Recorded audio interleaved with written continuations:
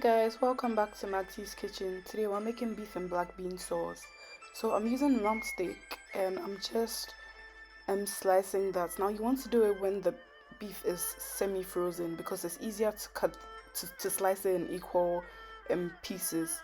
You can use flank steak, you can use ribeye, you can use sirloin, anything that you want works. But this is how to use rump steak because that's what I'm using for this recipe.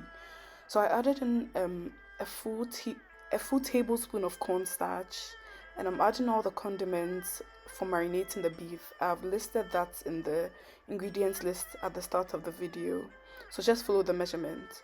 And I'm adding enough salt and pepper to taste. Don't use a lot of salt because the soy sauce already gives it that salty flavor. So if you add too much salt, it'll just be too much in the end. So be careful. So we're going to let this marinate for about 20 minutes, let's say.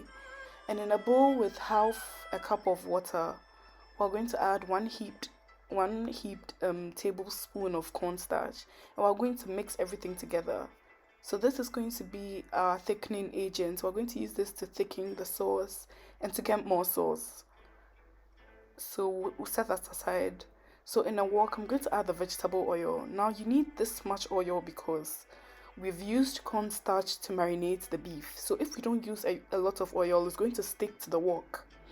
One thing that you want to do to ensure that your beef doesn't stick to the wok is to add the beef in when the wok is very, very hot and when it's smoking. Now you guys can see that at this point the oil was just spitting everywhere, so you have to be careful at this point. But yeah, you just want to cook your beef and the oil on medium heat. So you want to put your wok on high heat when you're heating the oil, and as soon as you add the beef, you want to reduce it to medium heat. So I've taken my beef out and now I'm going to add my vegetables. So I scraped the cornstarch bits from the wok a bit, and then I added in 1 more teaspoon of oil just to fry my vegetables. So I added my vegetables and the diced garlic. I'm just going to fry this for some time. You don't want to fry this for too long because you don't want your vegetables to look soft like at the end. So too soft at the end. So and you're going to add your beef after. So just for like a minute or less. And then you add your cooked beef back in the wok, and then you add the black bean sauce. Now you can use normal fermented black bean. I'm going to show you where you can get like black bean sauce if you're in Ghana and you're finding it hard to get access to it. So I'm just going to mix all of that. I also added in my oyster sauce. Now I'm adding in some water to get more sauce. Some people wouldn't like to add cornstarch because you wouldn't want as much sauce from the cornstarch. You wouldn't want to get as much sauce, so it wouldn't be very necessary to use the cornstarch slurry. If you use a bit of the cornstarch slurry, you might have to add a lot of water, which would make your sauce very, very saucy. And I know people that don't like their sauce like that. They want it to still be like a lot of meat and like less sauce. So it's up to you really.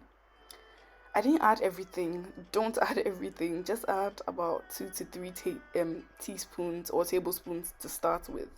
Then just see how that goes. After I added this became very thick. So I added in some water. Water is your best friend when you're making the sauce. So while you're making it, if it's just getting very thick, just add some water. So this is the consistency I went for, but I still ended up adding more water, which I didn't show you guys because this was actually too thick. So yeah, I hope you guys try this recipe. If you have any questions, feel free to DM me, and thank you for watching.